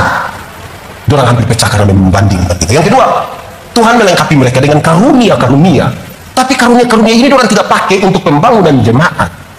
Mereka bertengkar karunia mana yang lebih hebat dari karunia mana. Tidak ada tempat untuk mereka melayani karena sibuknya membandingkan karunia. Paulus bilang begini, kamu seperti anak kecil yang baru minum susu yang tiap hari yang banding-banding. Aku akan memberitahukan kepada kamu karunia yang paling utama. Di akhir dari pasal 12 pertama Korintus. Pasal 13 dikasih tahu karunia itu. Karunia yang paling utama itu adalah apa? Kasih. Dia jelaskan di ayat 1-3. Sekalipun kamu bisa semua bahasa manusia, bahkan bahasa malaikat sekalipun, tapi kalau kasih tidak ada padamu, kamu seperti gong yang berbunyi tapi tidak ada. Sekalipun kamu tahu semua ilmu pengetahuan, tapi kalau kamu tidak ada kasih, kamu tidak ada arti. Imanmu sempurna sampai dapat memindahkan gunung ke laut, kasih tidak ada, sudah tidak. Dia kasih naik lagi. Sekalipun kamu memberi semua yang ada padamu, bahkan tubuhmu yang kau serahkan untuk dibakar, tapi kalau kasih tidak ada,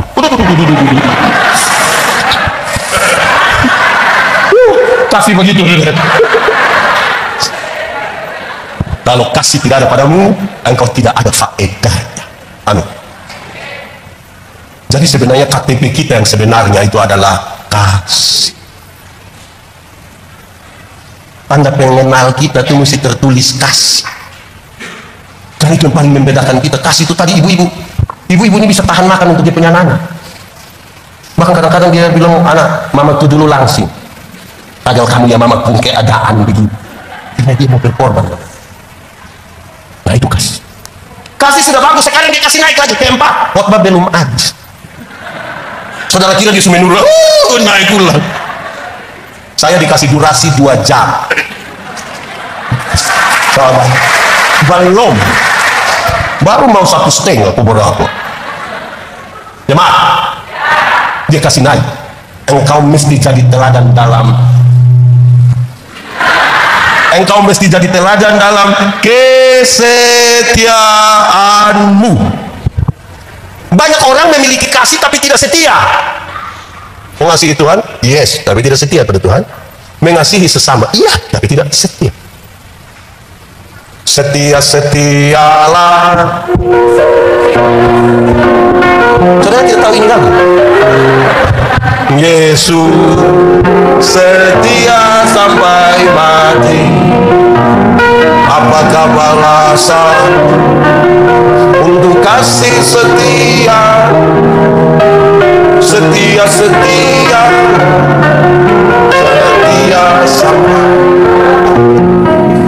Waktu uji dari kasih adalah setia. Kesetiaan adalah komitmen 1 hari demi 1 hari demi 1 hari. Kesetiaan adalah komitmen pribadi melibatkan orang lain dan kita melibatkan Tuhan. Itu namanya setia. Para penatua diaken dan anggota sini waktu ditanya, hei, apakah jawabmu? Kita jawab bilang, kira-kira dia punya jawaban bilang, ya saya percaya dan berjanji dengan segenap hati. Kira-kira gitu kan. Itu mengalami 3 pengertian.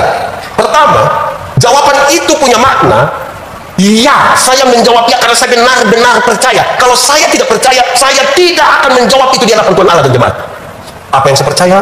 Saya percaya bahwa dialah pencipta semesta. Saya percaya dia menghadirkan saya secara ajaib di dunia. Saya percaya dia menebus saya melalui Kristus. Saya percaya dia menyiapkan surga bagi saya. Saya percaya bahwa Roh Kudus memberi hidup baru setiap hari. Berdasarkan keyakinan itu, saya menjawab ya. Saudara tidak akan setia kepada sesuatu yang saudara tidak meyakini. Kalau saudara tidak meyakini sesuatu, bagaimana saudara setia? Itu saudara penasaran. Penasaran dan setia itu 2 hal yang beda. Ada laki-laki yang dia penasaran yang satu malam tiap hari dia hanya pergi situ terus. Waktu dia sudah sudah dia sudah penasaran. Setia betul. Kedua, saya menjawab ya untuk masuk dalam persekutuan. Ya habis hilang. Ada penatua diaken, ada anggota sidi jemaat yang ya habis hilang. Nanti pas dia ada mati dulu baru kita bilang itu jemaat Immanuel. Karena ya habis di Immanuel sini akan begitu. Oh di sini setia-setia semua. Ada jemaat ini yang pemalas gereja. Dia gereja 1 tahun itu 2 kali. Natal 1 kali, Paskah 1 kali. Makanya dia punya nama jemaat napas. Natal dan karena Natal 1 kali, Paskah 1 kali, singkatan tambah panjang. Napas 1-1. Kalau napas mulai 1-1 itu tiba-tiba ingat Tuhan, itu mesti berdoa tiap hari. Ada orang yang dia ikut ibadah itu mungkin seumur hidup hanya 5 atau 6 kali saja. Pertama waktu dia nikah, kedua waktu anak baptis, ketiga waktu anak nikah, dan kemungkinan yang keempat itu waktu pemakaman dia. Pemalas gereja. Jemaat, tolong setia ibadah dulu, tolong setia ibadah. Di sini rajin-rajin semua. Bayangkan ini jemaat. Saya juga pendeta jemaat, saya melayani satu jemaat kecil di Kupang kira-kira 260 kakak. Saya kadang-kadang heran. Orang bikin syukuran di rumah ini undang pendeta ini. Kami pergi ke sana, waktu ibadah orang sedikit. Pas makan. Minta maaf ibu-ibu saya rasa aduh. Minta maaf saya aduh, minta maaf saudara. Waktu ibadah orang pas makan. Di sini juga gitu. Itu orang datang dari mana itu? Ada yang di rumah di samping tempat syukuran, Istri bilang, "Papa, kan sudah." Dia bilang, "Masih ibadah." Nah, dia pergi untuk apa kalau masih? Ini dia mau dibungkus ini. Ini izin pakai tua. Di sini gereja jam berapa pakai tua? Jam 7 pagi.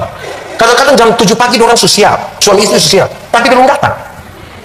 Anak-anak bilang, papa, mama, sudah jam 7. Terus saya bilang, belum ada orang. Siapa lagi yang orang? Kita ini pemalas ibadah. Pemalas ibadah. Rajin-rajin ibadah sedikit. Latihan badani itu terbatas gunanya. Tapi ibadah mengandung janji. Baik untuk kehidupan hari ini maupun kehidupan di zaman yang anak muda. Suruh kamu penyongdong itu ikut ibadah pemuda. Dia temahe. Laki-laki yang rajin ibadah itu dia akan mengasihinya istri. Dia tidak akan melukai yang tahu. Makanya ada dia ibadah pemuda. Memang dia tidak mau tapi kasih tahu ibadah. Dia tidak mau kasih tahu ibadah. Dia tidak mau kasih tahu ibadah. Nanti kalau dia tidak mau berkasih tahu dia ada kue. Ini laki-laki dong juga satu. Waktu baru pacaran ini dong rajin-rajin jemput nona, bawa datang gereja. Sudah menikah dia tidak pernah datang gereja. Istri datang sendiri. Pendeta tanya, Pak, kenapa kasih tinggal ibu datang sendiri di gereja? Dia bilang, pendeta, waktu pendeta kasih nikah saya dengan ibu, kami dua telah menjadi satu. Jadi kalau ibu sudah pergi sama dengan Pak. Memangnya kalau ibu suruh makan sama dengan Pak suruh makan? Jemaah, masuk surga itu seperti pergi ke WC. Tahu WC? Pernah pergi? Pernah? Tidak bisa diwakilkan. Atau siapa di antara kita yang ada orang mau ke WC dan tanya, kakak, mana WC? Titip dong. Masing-masing akan pergi sendiri. Masing-masing pergi sendiri kan? Bapak-bapak rajin sedikit. Ini ibu-ibu juga satu. Ini ibu-ibu ini hari Minggu stay cantik-cantik datang gereja jalan sendiri. Terus pendeta bilang, ibu, suami mana? Terus dia bilang, pendeta tahu sendiri. Sudah tahu suami begini, kenapa mau kawin dengan dia? Tidak tahu. Setia dulu, tolong setia ini. Amin kok. Ada 2 rumah jauh dari gereja dekat hutan. Yang satu punya anak perempuan, yang satu punya anak laki-laki. Yang punya anak perempuan datang kasih tahu yang laki-laki, bilang, kakak, laki-laki, hari Minggu tolong jemput yang kopus saudara perempuan ini, antar dulu pergi sekolah Minggu. Sudah, ini laki-laki hari Minggu dia datang jemput yang perempuan mau ke sekolah Minggu. Sampai di sekolah Minggu, yang perempuan ikut sekolah Minggu, yang laki-laki main kelereng di luar. Beranjak jadi remaja ikut katekisasi, yang laki-laki jemput. Antar sampai gereja, yang perempuan masuk ikut katekisasi, yang laki-laki isap-isap rokok di luar tunggu, pulang sama-sama. Rupa-rupanya orang dua berjodoh.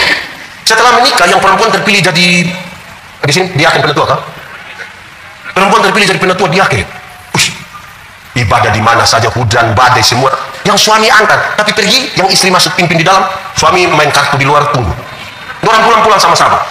Satu-satu orang dua meninggal sama-sama. Dalam perjalanan menuju pintu surga, Simon Petrus sudah berdiri memang di depan pintu surga. Lihat dia punya istri datang, Simon Petrus bilang, "Shalom ibu, mari silakan masuk." Lihat dia punya istri masuk, dia suami juga cepat-cepat mau masuk. Suami mau masuk, Simon Petrus, bapak sabar dulu, bapak sabar dulu. Sabar bagaimana? Bapak sabar dulu, bapak sabar. Yang masuk itu sampai istri. Simon Petrus bilang, iya, saya tahu, kenapa tahan saya? Bapak, memang yang masuk itu bapak punya istri, tapi dari itu hari kan bapak hanya antar-antar saja kan? Jadi minta maaf, hari ini bapak hanya antar saja. Ibu tidak, bapak tempati api yang di sebelah itu. Ibu-ibu, tadi ada yang suami hanya antar. Terus suami bilang, kalau suami kok saya jemput ada? Ada? Kalau ada, pulang kasih tahu suami, ada salam dari Simon Petrus. Setia ibadah sedikit. Kadang-kadang di sini ada ibadah rumah tangga atau ibadah kolom begitu toh, pindah-pindah rumah kok. Kadang-kadang kita pindah-pindah rumah, ada suami yang dia tidak ikut. Istri bilang, papa ini pelayan sudah datang, sudah datang ini. Dia bilang, kasih tahu papa lembur, papa lembur. Di sini ada suami yang begitu, ada juga. Jujur, siapapun suami, supaya kita doakan dulu. Kita pun kesetiaan ini bermasalah. Ini saya punya anak saksi, saya nasihat orang. Yang anak muda, kamu jangan buru-buru menikah. Nikmati dulu kamu hidup, nikmati. Karena tanpa kesetiaan, repot.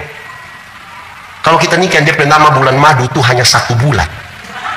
Masuk bulan kedua itu DP madu sudah habis. Itu tinggal DP lebas. Butuh kesetia, butuh setia. Kamu nikmati dulu kamu hidup. Jodoh itu akan datang dengan sendirinya. Itu pun kalau dia tahu rumah. Ya. Ingat, ini menikah dengan pacaran itu 2 hal yang beda. Waktu masih pacaran, apalagi kalau bulan Februari, apalagi kalau 14 Februari, pas apa? Pemilu. Ya. Pas apa? Pas Valentine, yang laki-laki bisa datang bawa bunga, bisa sembunyi di belakang, bisa sambil berlutut dengan romantis dia bilang I love you. Pacaran. So menikah 5-6 tahun, paling-paling dia pulang dia bawa bunga pepaya. Dia buang saja di meja, dia bilang kau tumis kau makan, saya tadi sudah makan. Waktu masih pacaran, yang perempuan berani terantuk sedikit di batu, yang laki-laki bisa marah batu. Pacaran. Sudah menikah jalan sama-sama, yang ibu terantuk di batu, kau pun mata taruh di mana? Waktu masih pacaran, yang perempuan belum jatuh, yang laki-laki sudah tangkap. Kadang-kadang pakai minta tolong. Non, yuk, jatuh dulu. Sudah menikah naik motor sama-sama, tabrak anjing, jatuh. Yang laki-laki ambil motor, lupa ambil istri. Dia punya istri protes, papa kenapa ambil motor tidak ambil saya? Mama minta maaf sayang, minta maaf. Mama solunas tapi motor baru ambil dia makan kan? Masih 17 kali. Akan berubah tanpa kesetiaan, tidak bisa. Ini kisah lama, sudah tahu, saya mau kisah ulang. Ada satu istri, dia protes tipu suami. Dia bilang, Papa sudah berubah. Papa sudah tidak seperti yang dulu lagi. Papa sudah tidak setia. Suaminya bilang, saya tidak setia bagaimana? Coba mama bilang, Papa ini sedikit-sedikit dulu, sedikit-sedikit sudah ajak mama makan. RW. Dulu sedikit-sedikit Papa sudah ajak mama beli pakaian. RB.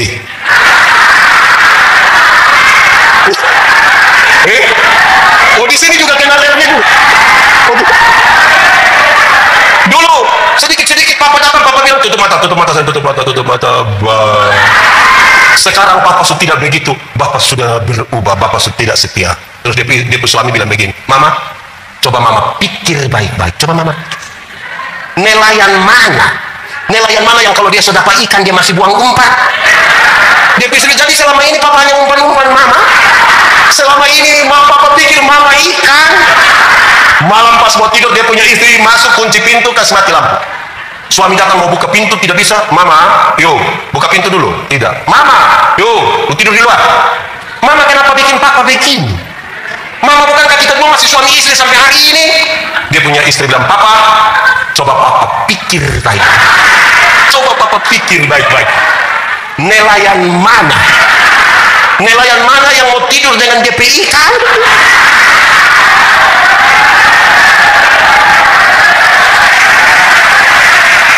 Sampai ikan dong tepuk tangan, kenapa? Ini ikan woku semua. Yang ketiga tadi saya belum kasih tahu.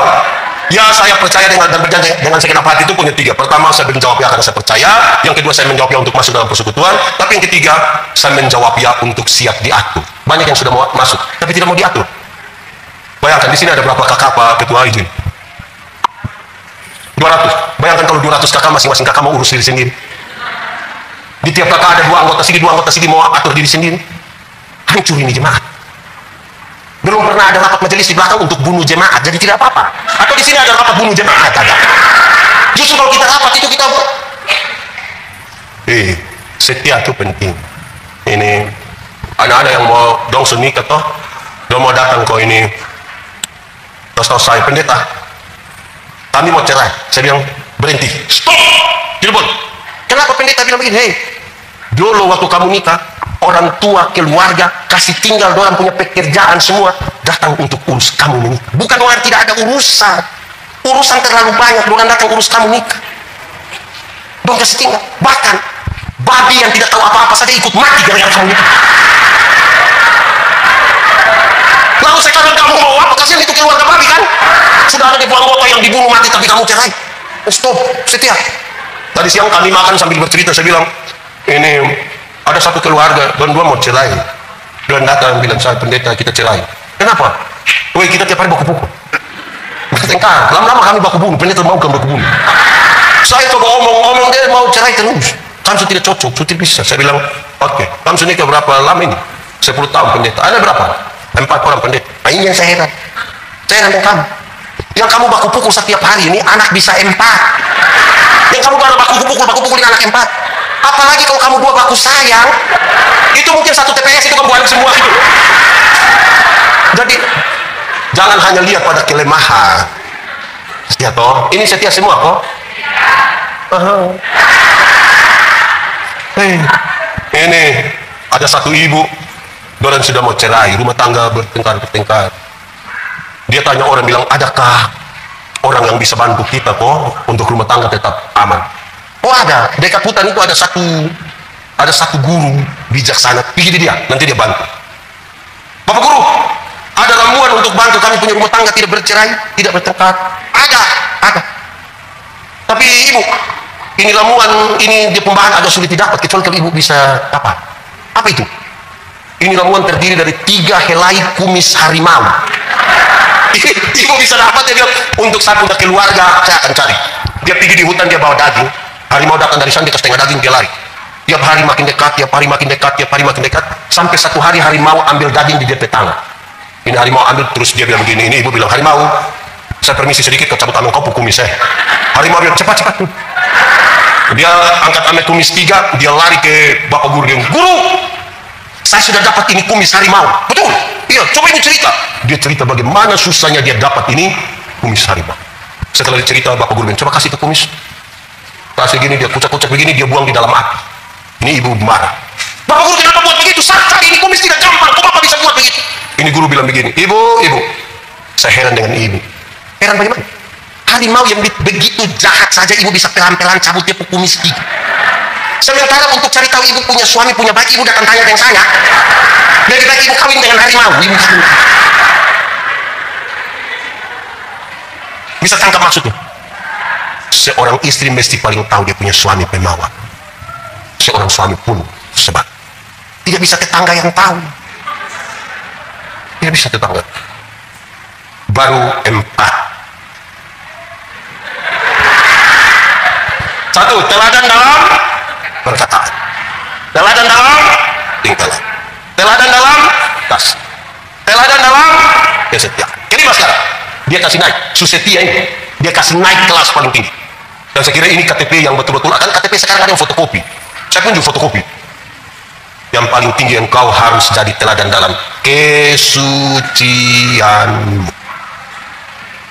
Banyak orang bisa setia tapi belum tentu menjaga kesucian. Mari kita bicara dalam konteks ini. Allah yang kita sembah, Allah yang suci kudus. Yang suci kudus tidak dapat bersatu dengan yang tidak kudus. Yang terang tidak dapat bersatu dengan yang tanggalkanlah kasutmu, sebab tempat di mana engkau berdiri itu kudus.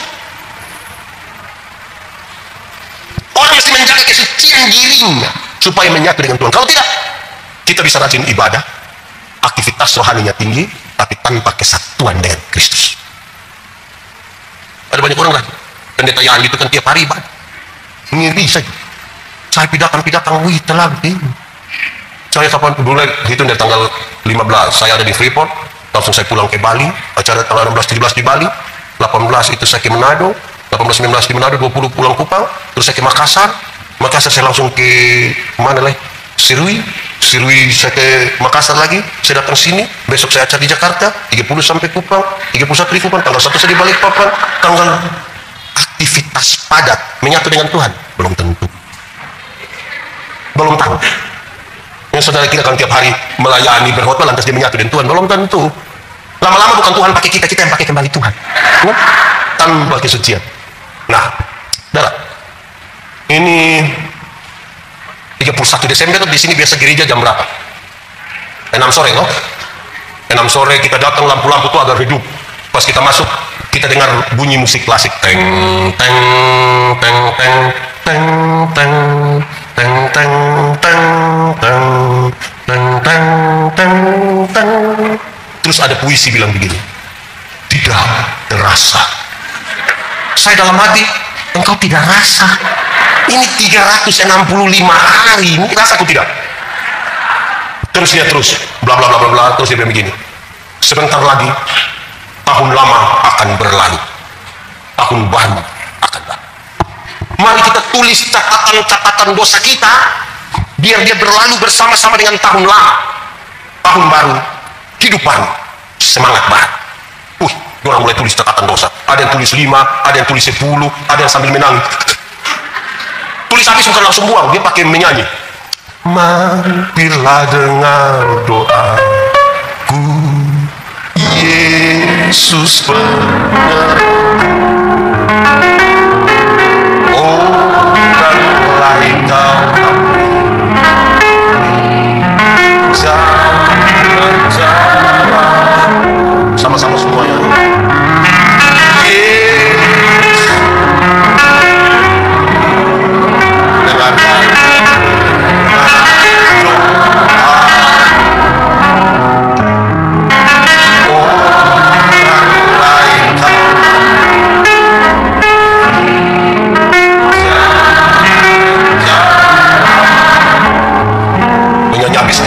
Dia bakal itu catatan dosa. Itu 31 Desember. Masuk minggu kedua bulan Februari dia gila kembali. Lebih parah dari tahun lalu. Soalnya di mana? Kekudusan hidup. Ada poin yang saya tidak akan merokok lagi. Stop 31. Yakin. Kekudusan. Saudara, nanti kita bicara di mana titik masalah. Kalau kudus itu kita sebut terang, yang tidak kudus kita sebut gelap. Kalau kita diterang, bisa lihat orang di gelap? Bisa? Orang di gelap bisa lihat kita diterang? Lalu kenapa kadang-kadang kita diterang pulang kembali ke gelap? Karena seringkali orang terang kembali ke gelap itu kan dia suka begini. Apa itu? Itu dia pun nama apa? Bahasa di sini apa kalau begini? Apa? Narkoba? Atau apa itu? Orang kalau sudah begini, sedikit lagi dia akan bilang, anak muda, terang apa gelap? Terang apa gelap? Gelap atau terang? Yakin terang? Yes. Berarti terang, amin. Lalu kenapa kamu pacaran di gelap-gelap? Rahasia negara apa yang harus dibicarakan dalam gelap itu? Nah, titik soalnya di mana? Kita bicara juga karena ini sudah 2 jam lebih nih. Saya rencana 2 jam, tapi ternyata ini jam mungkin rusak lah. Oke, kita bicara titik soalnya terus kita selesai. Soal pertama saudara-saudara bahwa kadang-kadang kesucian itu saudara lihat kata-kata, tindakan, kasih, kesetiaan, urusan kita dengan orang lain. Waktu kita bicara tentang kesucian di level yang paling tinggi, itu hanya urusan pribadi kita. Dengan manusia kita bisa tipu, tapi Tuhan menyelidiki hati kita. Maka dia kasih tahu yang paling tinggi adalah kekudus. Itu pertama. Kedua, bagaimana kesucian dan kekudusan itu bisa menjadi nyata? Dengar, salah satu kata yang paling penting di sini adalah pengampunan. Sama-sama 1, 2, 3, pengampun. Kenapa tiba-tiba pengampunan masuk di dalam kisah tentang kesucian? Dengar, waktu saudara tersakiti, saudara pernah marah seseorang? Pernah? Karena dia menyakiti saudara? Pernah? Yang dia beli kulkas kita yang kedinginan di rumah? Pernah? Kita marah seseorang, kita kepingin untuk balaskan dendam. Ada kepahitan, ada sakit hati, ada energi negatif. Pengampunan mendorong keluar energi negatif. Pengampunan membuat kita yang mau balas dendam itu tergantikan. Pengampunan membuat kepahitan itu keluar. Hidup yang sudah tidak ada lagi kepahitan dan energi negatif, hidup yang kosong itu, di situ yang Roh Kudus itu masuk di dalam dan orang bisa menyatu. Lalu bagaimana pengampunan itu? Pengampunan bukan melupakan masalah. Banyak orang dia kepingin melupakan masalah dan mengampuni. Makin sakit hati makin tidak bisa dilupakan. Pengampunan adalah membebaskan diri, menyambut dia punya kesalahan, menyambut dia punya orang, sambil siap besok dia buat kesalahan baru. Berapa kali mengampuni? 7 kali 70 kali, bukan 49 kali. Kata angka 7 selalu berkaitan yang sempurna. Mengampunilah terus menerus sampai sempurna. Kenapa? Tiap hari kita ketemu orang, tiap hari ketemu. Siapa yang punya tugas memuaskan kita punya hati? Kita di rumah yang hanya ada 1 istri, di rumah 1 istri. 3 anak saja, satu bisa dibikin jengkel satu. Apalagi kita keluar di wilayah RT, apalagi di wilayah RW. Di sini apa? Ada RW. Pedis. Makin luas dan makin banyak orang yang kita ketemu, potensi sakit hati kita makin tinggi. Itu pasangan calon presiden, saya tidak kenal kita, tapi dia kalah, kita bisa sakit hati. Tanpa pengampunan kita sulit ada dalam kesucian. Pengampunan itu diajarkan Tuhan Yesus dengan menarik sekali. Dia begini, ampunilah kami akan kesalahan kami, sama seperti kami mengampuni orang yang berbuat salah kepada kami. Pakai kalimat yang lebih di bawah, dia mau bilang begini, Tuhan, ampunilah Yandi seimbang dengan Yandi mengampuni ibu. Jadi kalau Yandi mengampuni ibu 2 kali, Yandi mendapat hak untuk diampuni oleh Tuhan berapa kali? Kalau Yandi tidak mengampuni ibu, saya harus bilang, Tuhan, minta maaf, tolong jangan ampuni Yandi karena Yandi belum mengampuni ibu. Diampuni mau? Mengampuni mau?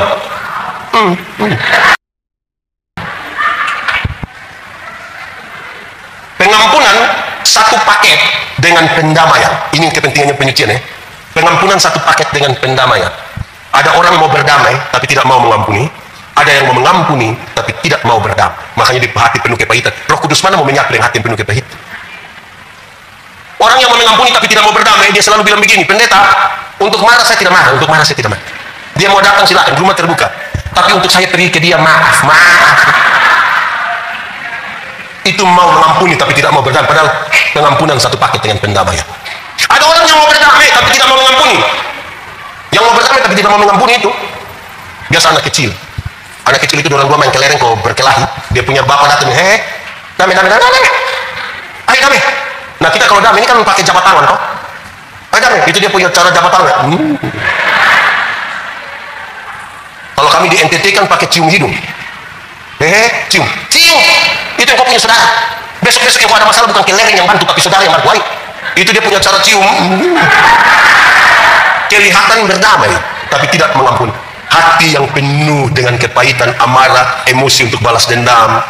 Kalau tidak ada pengampunan, bagaimana Roh Kudus bisa tinggal di dalammu? Bagaimana saudara tahu pendeta Yandi ada Roh Kudus itu? Tidak, bukan dari dia khotbah berteriak-berteriak. Buah apa yang dihasilkan? Karena dari buah orang mengenal pohon. Bagaimana Roh Kudus bisa tinggal sini dan kemudian buah roh itu ada? Kalau hati ini bebas dari kepahitan, emosi, rasa mau balas dendam. Kita pulang dari sini saja ada orang bawa motor, hampir tabrak kita silih sedikit, lewat 20 meter dia jatuh, bruk, kita bilang apa? Mampu. Pas kita lihat ternyata kita punya bapak yang jatuh. Senang sekali lihat orang susah dan susah sekali lihat orang. Nah, hati yang begitu saudara pikir Roh Kudus mau tinggal di dalam? Tidak mensyukuri apa yang sudah dia terima, tapi lagi membayangkan orang lain punya penerimaan. Kita repot di sini. Akhirnya hati kita penuh dengan kepalsuan.